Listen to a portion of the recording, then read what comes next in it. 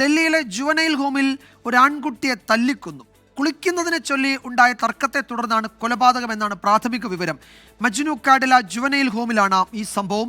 അജീഷ് ജയകുമാർ വിശദാംശങ്ങളുമായി ചേരുന്നു ഡൽഹിയിൽ നിന്ന്. അജീഷ്, അതിദാരുണമായ, അല്ലെങ്കിൽ കേൾക്കുമ്പോൾ തന്നെ പേടി തോന്നുന്ന ഒരു സംഭവം. ഒരു ജുവനൈൽ ഹോമിൽ അവിടുത്തെ ഒരു അന്തേവാസിയെ തല്ലിക്കൊല്ലുക, അതും കുളിക്കുന്നതിനെ ചൊല്ലിയുള്ള തർക്കത്തെ തുടർന്ന്. എന്താണ് അവിടെ സംഭവിച്ചത് എന്നാണ് മനസ്സിലാക്കുന്നത്?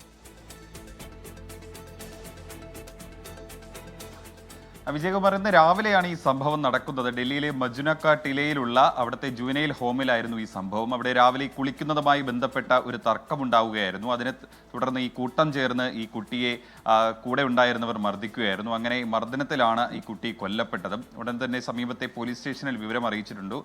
പോലീസ് ഈ മൃതദേഹം ഏറ്റെടുത്തിട്ടുണ്ട്. എന്തായാലും അവിടെ ഈ കൂടെ ഉണ്ടായിരുന്നവരെ ചോദ്യം ചെയ്യുകയാണ്. ഇപ്പോൾ അങ്ങനെയാണ് മനസ്സിലാക്കിയതും ഈ കുളിക്കുന്നതുമായി ബന്ധപ്പെട്ട തർക്കത്തെ തുടർന്നാണ് ഇങ്ങനെ ഒരു കൊലപാതക എത്തിയതെന്നുള്ളത്.